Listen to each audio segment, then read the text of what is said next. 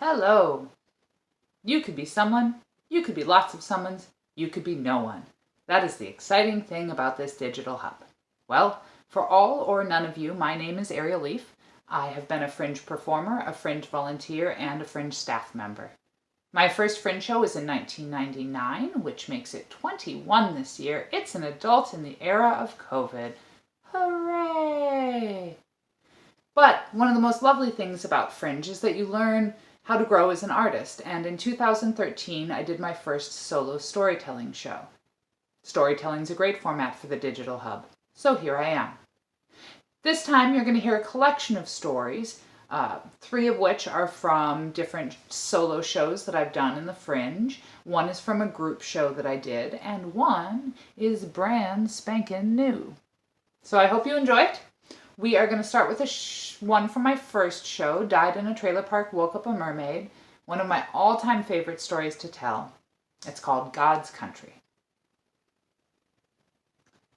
Do you realize it's possible to go to the wrong country? I was supposed to go to Ireland once, but I didn't. Well, I did, but in sort of a roundabout way. On an ambitious trip through Europe with my boyfriend when I was 19, I split off from him to go to Dingle, Ireland on the northwestern coast.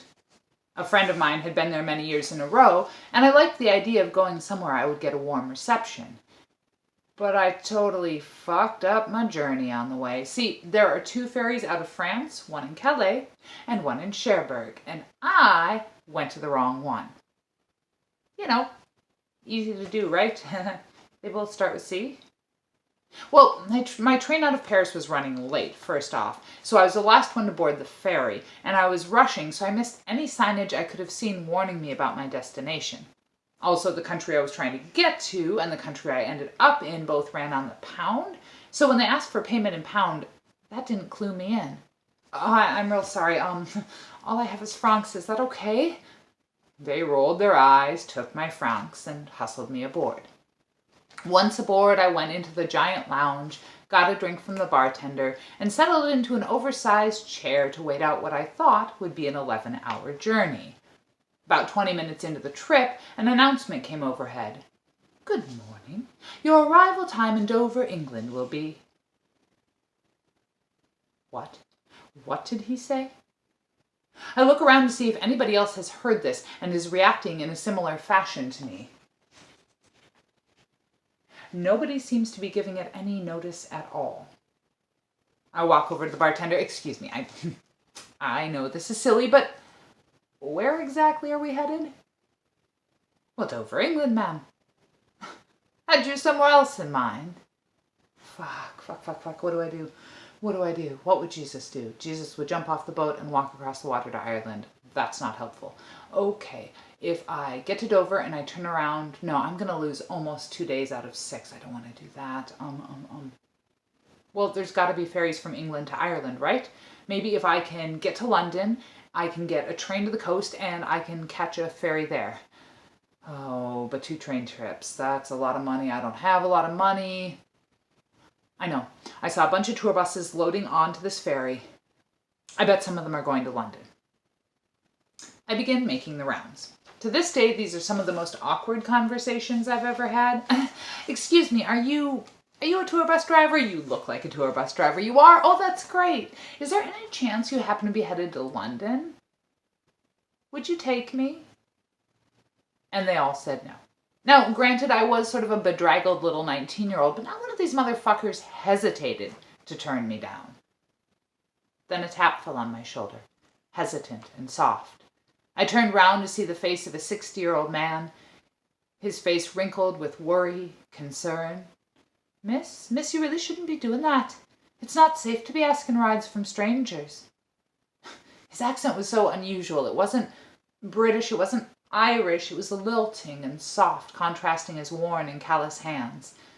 To be honest, I hadn't considered getting raped or worse in my hurry, and he definitely gave me pause, but I felt that wave of panic in my chest, and so I explained to him what I was trying to do and what had happened.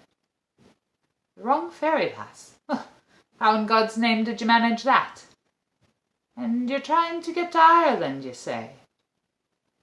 He looked at me in the way that someone who has suddenly become your conspirator does, and I had to fight down the wave of hope that was rising in my chest. He was clearly arguing with himself, looking at me, looking away, muttering a lot under his breath, looking sorry he had ever gotten involved, but giving me glances of pity as well. Finally, he made his choice. "Well, miss, I'm a lorry driver, you see, and I'm not going to London per se, though. I made my delivery in Germany, and now I'm headed to my town on the western coast of Wales. But if I'm not mistaken, we have a bus that could take you to a nearby ferry, so if you'd be wanting to lift that far, I suppose I could be taking you." Salvation, salvation! I get my bags together and am full of joy as I watch the white cliffs of Dover break into view. The two of us load up into his lorry, and a lot of people are staring, probably a lot of those fucking tour bus drivers, and I resist the urge to give them all the finger. God, the ride was beautiful. Coastal Wales in late spring. I had no idea what to say beyond thank you, and he didn't really seem eager to strike up a conversation. I got the feeling he'd probably never done this before and was a little bit terrified at what he'd done. More than once he apologized that he couldn't take me to work for a bite to eat, but all the lads would be talking about the teenage girl in his cab, and oh, the wife wouldn't be too pleased. As we crossed over from England into Wales, his face broke into a huge smile. He lifted his hands and said, "Well, my dear, you're in God's country now." We arrived in his tiny town, and he took me over to the bus station. He was loath to get out of the cab for fear of being seen, but he told me the number of the bus and wished me luck, his face dropping again into worry. I wanted to hug him, but being unsure how that would be received, I simply touched his hand and said, "Thank you. You've been kindness enough. You do not have to be responsible for any more of my life."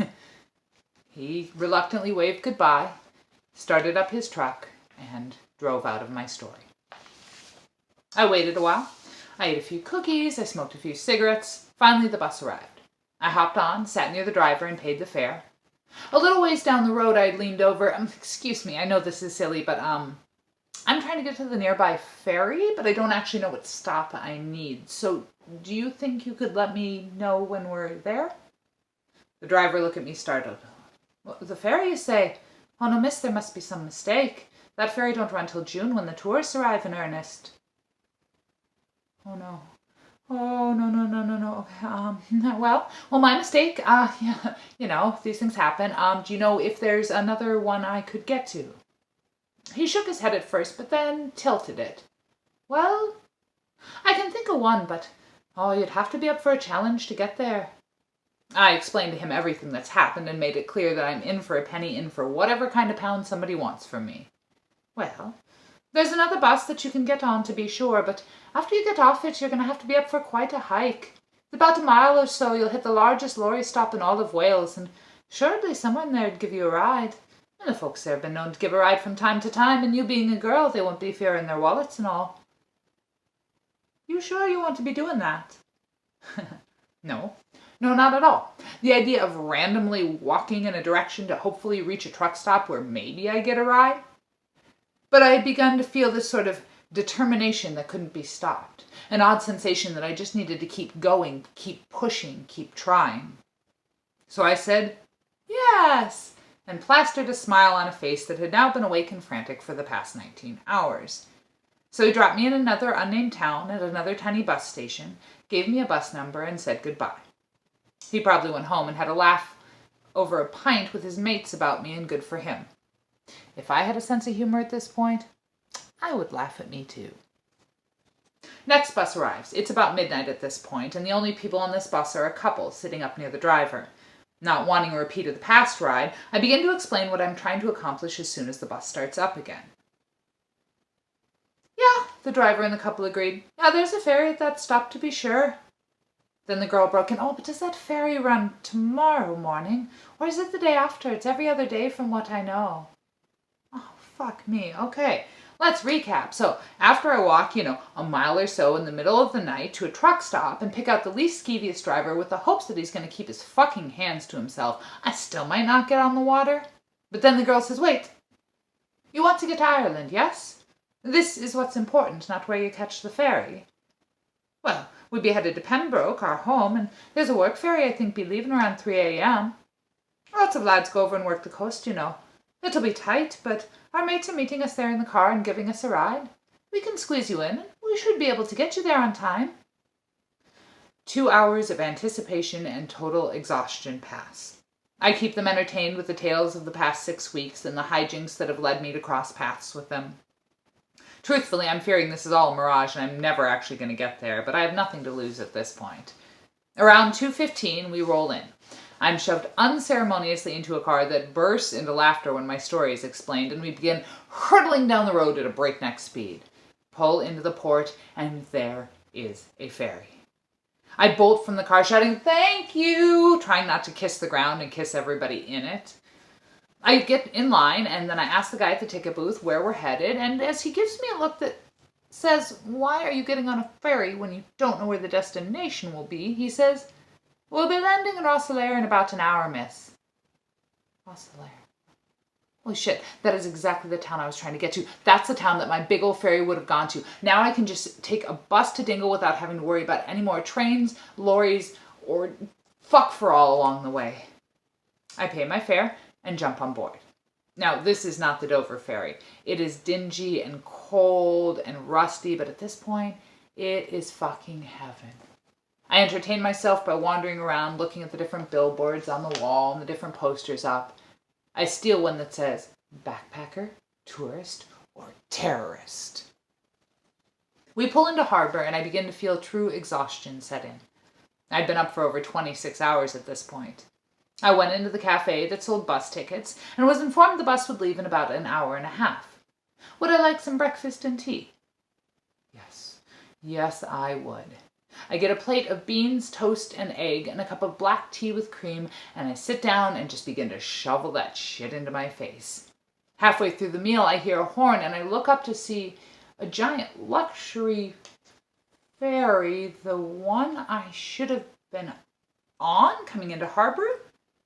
I begin to do the math. The original ferry would have been 11 hours long. The trip to Dover was 4. That left 6.5 hours for the lorry, the 2 buses. Oh my God, it was fucking true. In all of my misadventures and attempts to get here, in the end, I had beaten my original ferry time. Wales indeed had proven to be God's country, and the Lord and I had the last laugh. This one is from 2015's A Mermaid in Narnia on LSD. And now, my friends, let me take you on a teenage definition of the word trip. Yes, let's talk about drugs. See, the mid-90s in Minneapolis saw a strange resurgence in LSD and the LSD culture. This was about the same time that ecstasy surged, coke waned, and you could find opium pretty much anywhere. This was also the time of such big events as Cedar Fest, an all-day music party that closed off about 9 blocks on the West Bank and had 6 different venues around the area. Party parking lots where you could do seemingly anything and the cops wouldn't roll in and give you shit. This was the time of those big raves in the downtown warehouses. This was 96, 97, maybe 95. I don't remember all of it. The first hallucinogenic drug I ever did came in the form of mushroom tea. I was on a camping trip with my all-ages alternative school, and a bunch of the older kids decided to brew a pot. After they drank it, they wandered laughing out into the woods, and my friend came upon the pot still warm and smelling of cinnamon and honey. He poured us all a cup, and of course later I would wonder, did he know? Did he guess? It was weak, thank God. I was 13, so I barely felt anything at first. Then I began to feel sort of a tingling all over, warmth and racing through my veins. I remember feeling more aware of everything around me, of the sounds around me, of the texture of my skin, of the look being given to me by a man who, had I been a few years older, would have invited me inside his tent. I remember liking it, which was rare. I had developed this body real early in life and had already gotten plenty of unwanted and uncomfortable attention given that our alternative school was on the University of Minnesota campus. But I remember thinking that right then, nothing could be wrong. Not here, not now. Then it happened as it sometimes does when you get out of the city, an incredible sky blanketing northern lights. Everybody was impressed, high and not alike, and I lost all ability to speak whatsoever. A bunch of us loaded up into my friend's pickup truck and drove a ways away from the camp and just lay in the back of the truck and looked up at the star for hours. God, I don't know if I've ever been that happy since. The second time that I tripped was also by accident. See, there was this weird rash of incidences happening at restaurants around where people were slipping LSD into the communal coffee pots. I got tagged when I was at the Valley restaurant playing cards, this little greasy dive that used to be on the West Bank, and we noticed something was afoot when we started arguing over what card had been played, and I didn't even know what was red or black in my hand. The older kid got us on our bikes really quick, saying we should go back to Aaron's house where we can trip safely. And I remember that this was not my bike, and I spent the whole ride back going, please slow down, what if I crash? I don't want to have to pay for a new bike.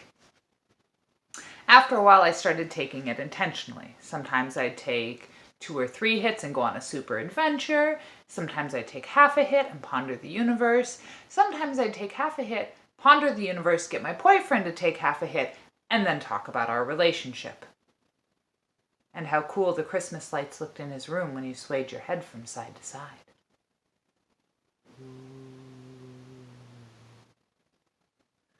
To be honest, I never really had what you would call a bad trip.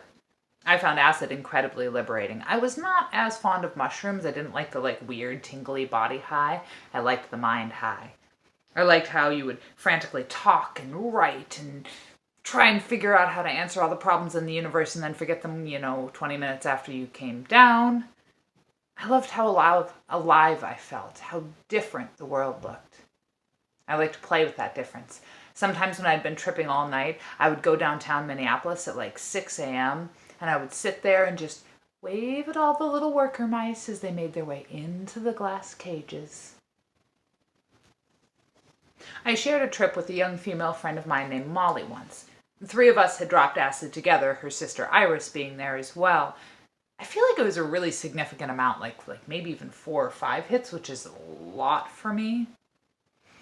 Now, she lived on 27th, which was about 2 blocks away from Riverside Park and 2 blocks away from Matthews Park. Matthews Park was not very large. It only took up about 2 blocks, but it had become kind of a favorite place to go. Maybe because it had this really nice sloping hill that you could lay on and stare up at the stars. Maybe because Riverside Park was super skeezy. A lot of really not great people went there, and I think part of that is because at the back of the park, there was this sort of sloping area that was super tree shrouded, and it went down to River Road, and there were all these ledges you could sit in and drink in and shoot up in, and yeah, the people there were just super not good. So we waited for the rise to come, and when it did, it picked up our feet, and off we were to Matthews Park. A few steps into the park, and we came upon a lamppost illuminating our path. Molly and I both gasped simultaneously, and the magic began. Iris recalls the 2 of us looking at each other, eyes wide as dinner plates. "We've made it," one of us said. "I know, we're in Narnia," said the other. We started running through the park. I remember the path stretching out before me and time thickening. Iris claimed we spent almost a half an hour calling out for Mr. Tumnus. After a while, as we were running through the park, we came upon this part that was under construction, and I was suddenly face to face with all these concrete tubes and this bulldozer, and I was super confused. I remember looking at Molly and going, I don't think this part's in the book. And then, poof, we were back in reality. After a while, acid seemingly became unavailable, or maybe I just got older and less interested, or maybe yes. The last time I ever tried was God, how long ago was this? I was probably in my mid-20s and it was a total fucking disaster. I mean, first off, it was hot. It was like 90 degrees out. Second off, we dropped acid on the West Bank, and never, never, never do drugs in a concrete jungle. I swear to God, it's a terrible idea. You are way, way better off either in a super cool, chill house that's set up for that sort of thing, but even better, get your ass out in nature. It's way nicer. Third off, I attempted to ride my tall bike when I was already way too high to have even handled a short bike. I mean, I thought that ride was bad. No, this ride was fucking scary. We attempted many things that we ended up recoiling from, and eventually we just ended up in my basement apartment, curled up on a mattress under the air conditioner. When it was over, I was sad. I was sad in a really, deep kind of way. I knew the time was over. I mean, I wasn't free enough to fly anymore. I was too tightly wound. I wanted too much control. I knew it wasn't just the events of the day. It was any events that would follow in a similar fashion. I had really, if I was honest, begun to panic the minute I began eating the drug. I doubt the magic would ever work again. Like every one of the Narnian kings and queens, I had swung the cupboard open one last time too late, only to find coats and mothballs. Damn it. I'd never found Mr. Tumnus. Well, at least I didn't get captured by the White Queen either.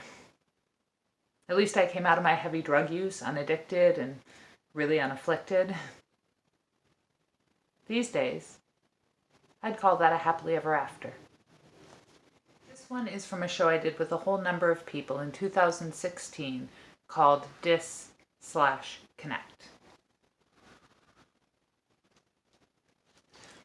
Hello from India. I was sorry not to catch you before I left. I was hoping for another visit. I saw you at the bar, but you had company, including that young girl who was just fawning all over you.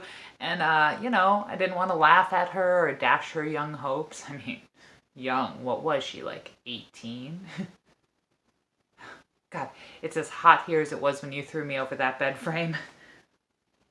I've never had anyone do that before. I let you do a lot of things I've never let anyone do before, and I'm definitely not planning on letting anyone do here, despite the ever-groping hands. Jesus, it's gross. More later. Hello from India. Got cast in anything new yet? I know you do a lot of comedy, but I'm glad I saw your deeper side. No, in all seriousness, I think you're very talented, and it was my honor to work with you. I mean, it's funny. We must have crossed paths at Fest 1,000 times and not known it. If it jogs your memory, I was the 17-year-old girl married to the lead drummer from the Drum Jam.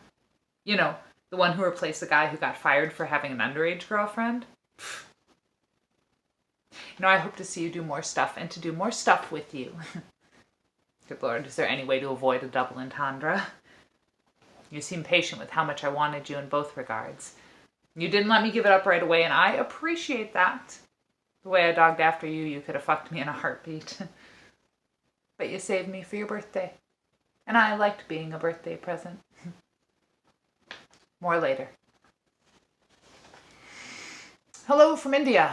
I tried to order a shot of Jameson at the local bar. Yeah, they looked at me like I was crazy. I miss you. More later. Hello from India. Man, I wanted so much to call you last night. But as much as I like you, I'm not fond of a $500 phone sex bill. I am, in fact, terrified at what it would cost to send you a single text from here. I've been thinking a lot about the months that led up to that first night. I burned a little at how shamelessly I flirted. I've never dared so much before. At first I thought it was the role, like it was so much like my ex-boyfriend, but when we started hanging out, it was you. I mean, always in a crowd, but I could never see anyone but you. And that night, your birthday, God, I got as drunk as you did. I should not have been driving, but Oh, you said those magic words. Is it going to be my place? I just couldn't help it. I couldn't refuse, But I got so lost, circling blocks, worried I'd missed my chance, and then you called, "Are you still coming?" I didn't want to tell you I was lost, so I said yeah, I was making sure to drive the speed limit. I should have been sexier. Told you I was making you wait for me. But that's not the kind of thing I do, really. None of this was the kind of thing I do, and to be honest, I was a little scared you'd reject me.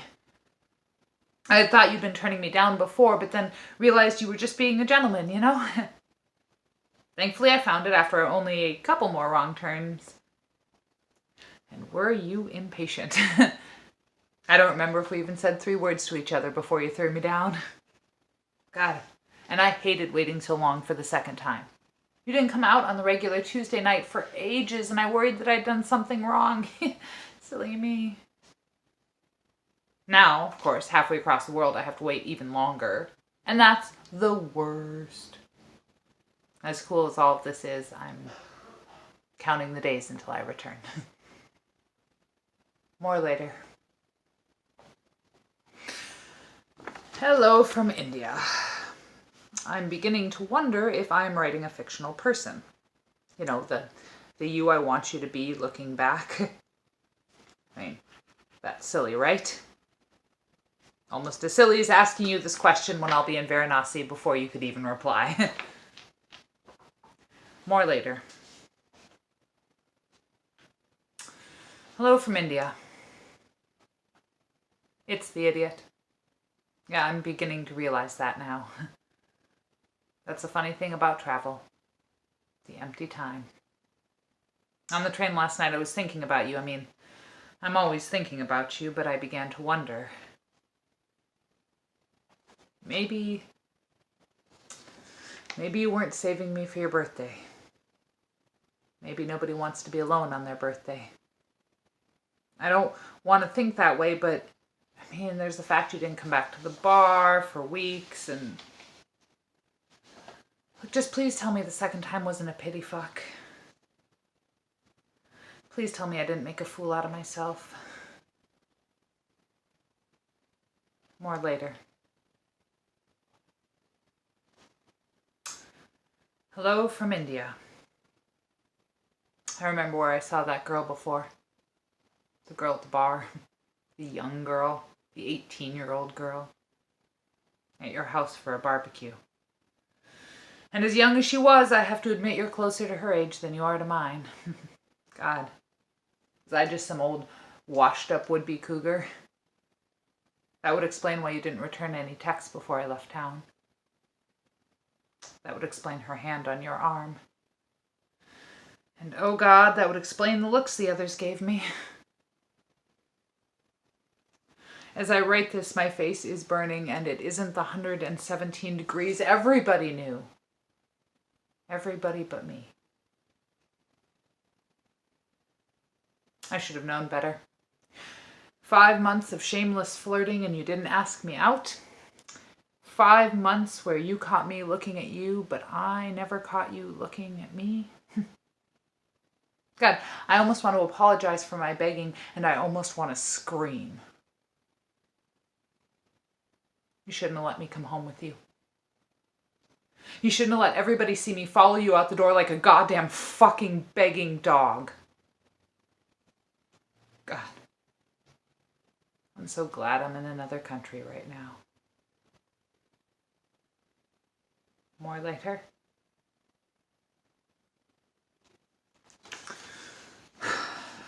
Hello from India.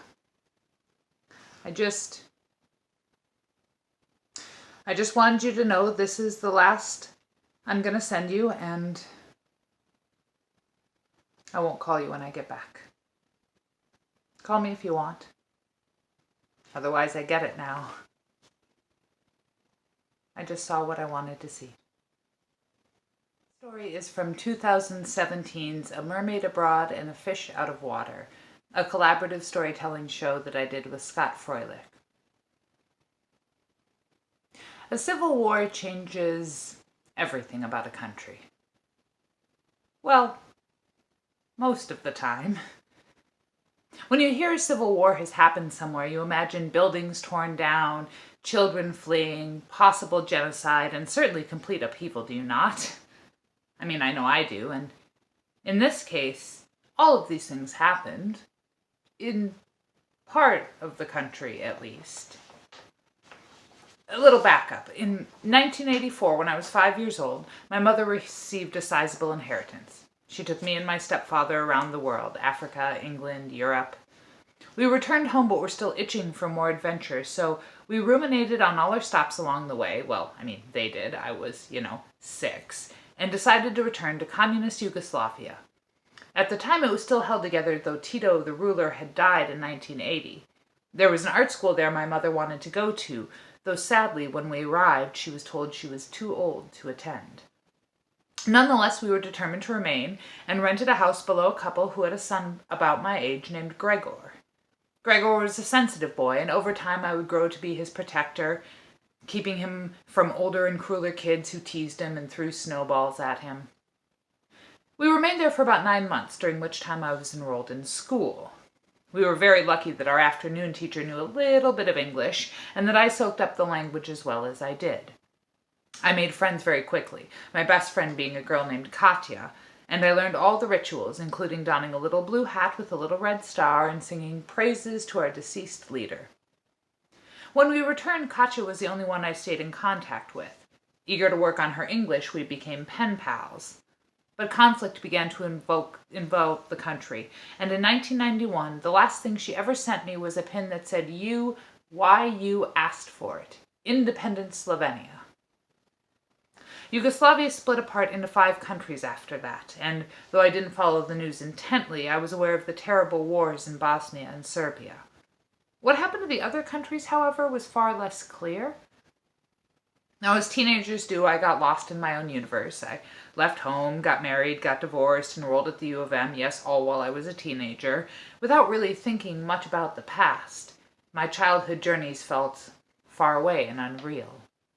Then at 19, I did what many foolish people do. I got a credit card with a ridiculously high interest rate and took a 6-week trip through Europe with my boyfriend. When we sat down to plan our trip, we decided to work our way clockwise, hitting as many places as you could on a Eurail pass. France, Amsterdam, pick up a friend of ours in Austria, Italy, up to Prague, and then back to Amsterdam. At some point, while we were making these plans, I noticed there was a very easy train from northern Italy through the mountains to my part of the former Yugoslavia, which was now called Slovenia. That the train in fact went directly to Ljubljana, the city that I had lived in. I was instantly drawn to the idea, and they said they were game as well.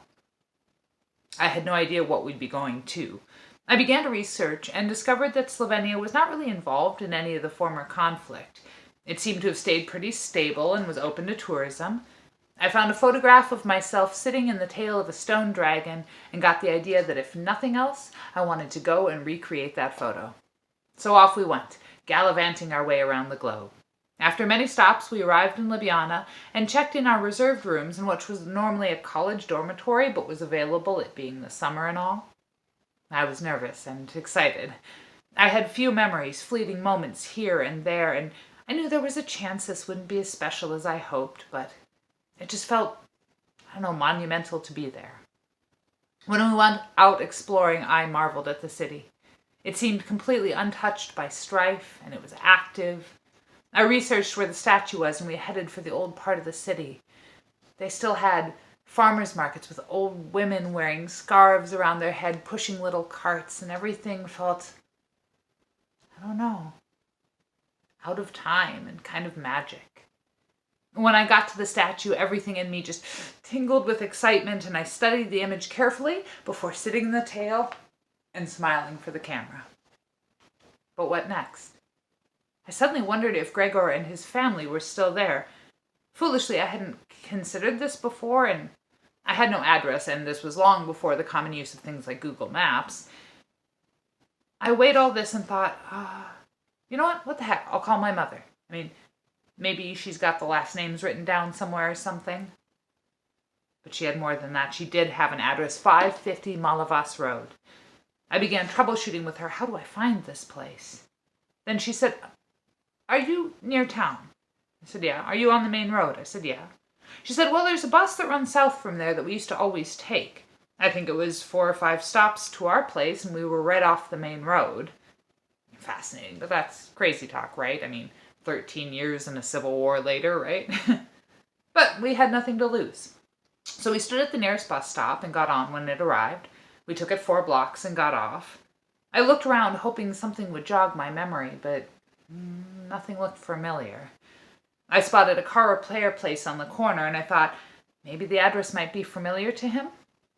The man there did not know the address, but he pulled up a map on his computer, and amazingly enough, we were only a block away from our destination, just down a small hill. So we set off. Oh, my heart was hammering when I approached. I wondered if anyone would be there. I mean, maybe we should have come at night when people were more likely to be home. I rang the doorbell, waited, rang it again. I had popped up over the upstairs railing of a young man about my age who I instantly knew must be Gregor. He stared at us for a moment before settling on me. His eyes opened wide and he said, "Anna! Anna!" and bolted inside. A few minutes later, we heard feet pounding down the stairs, and he opened the door holding a rectangle of glass. "Anna! Anna!" he said, and turned it around. It was a still life of fruit, done with colored pencil in my mother's familiar hand. "See, Anna, see, we kept." I wondered what it was like for him, all that time and change later, to have that American girl from when he was a kid show up at his door. He was incredibly gracious. He insisted on taking me across the street to meet the other family I had played with, and then out on the town. I wondered if he had kept the picture thinking we'd be back, or as a memento of a time long gone. His English was rough, and he was still a shy and awkward boy, but it was amazing. When I tell people about the trips I've taken as a child, it feels unreal to me, and sometimes I worry that they think I'm making it up, you know? But here it was. Here was firm proof that I had had another life and another name in another country, even if just for a short time. And proof, too, that some things change monumentally, and yet some things stay the same. The bus was still the bus, and Gregor was still Gregor, even if the borders had changed. And now comes the bonus content. Here is a story that I don't think I've ever told before, or if I have, I certainly haven't done it in any of my solo shows. This story is called Pack Your Bags.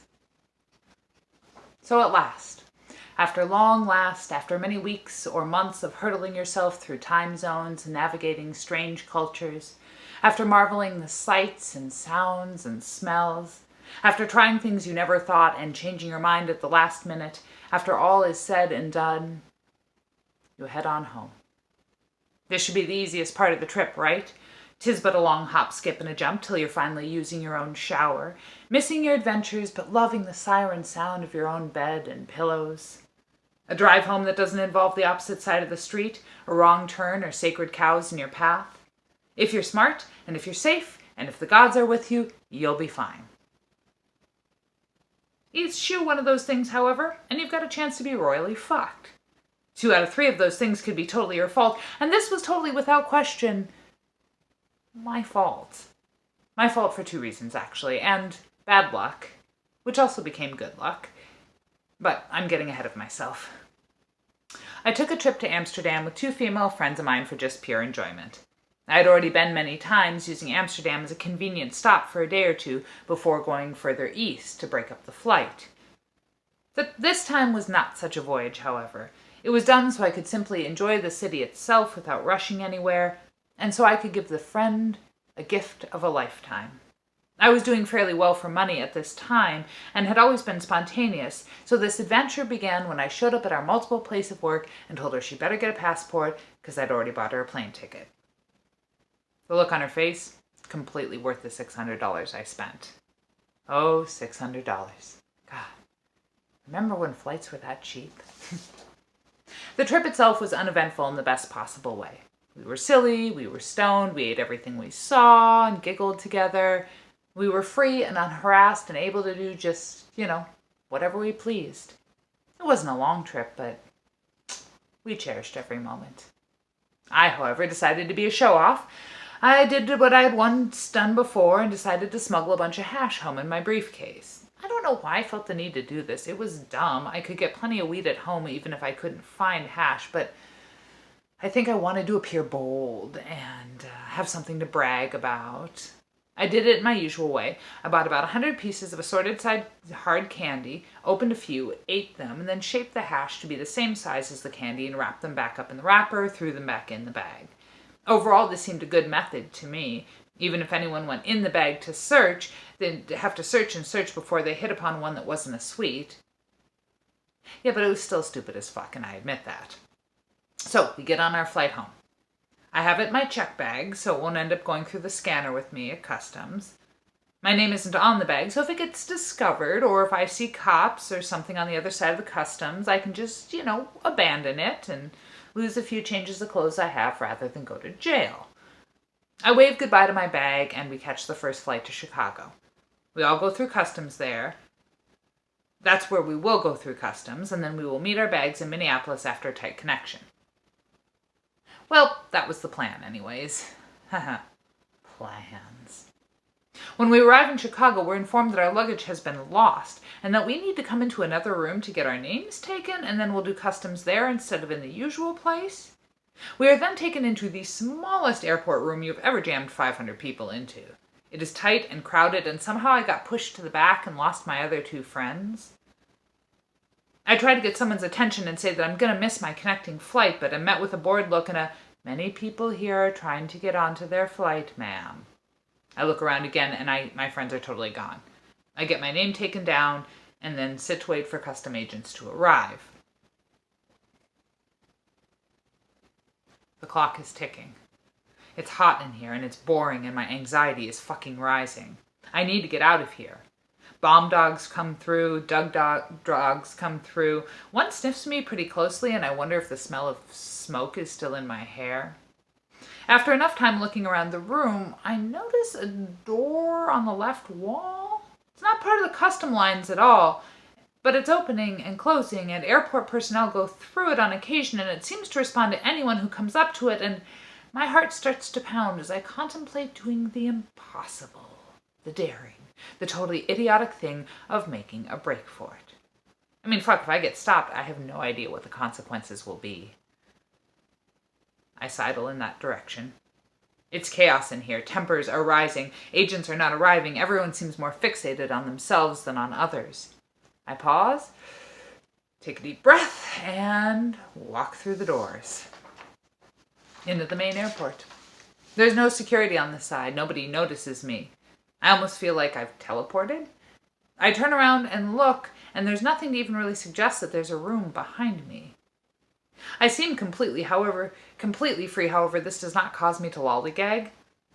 I actually wonder what will happen if my name is on a list in the room and I'm not there, and I quickly head in a random direction. Fast, feet. Once I'm a bit away and less terrified, my body wakes up, and so does my bladder. Also, it's that time of the month, so I should probably check my pad as well. I see on the near screen that I've already missed my flight. Turns out, which I'll find out later, that my two friends did make the flight. That doesn't really matter, though. So there's no rush, and hopefully I can get booked on another flight, so I hit the nearest bathroom. First, I stop to splash water on my face. Then I head into a stall.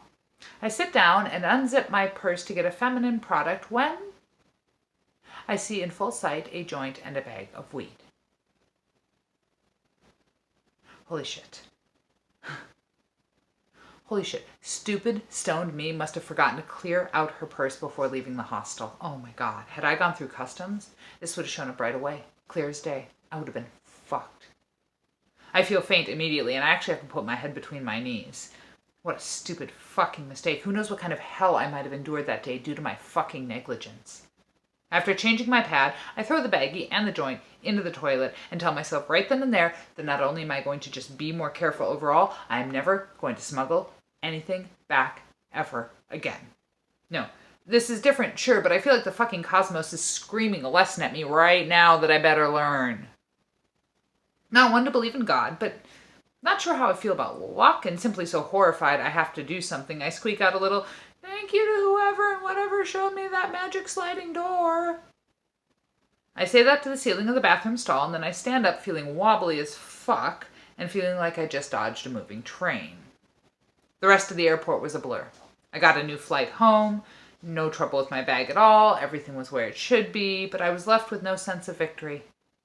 The scare having turned this taste of success to ashes in my mouth.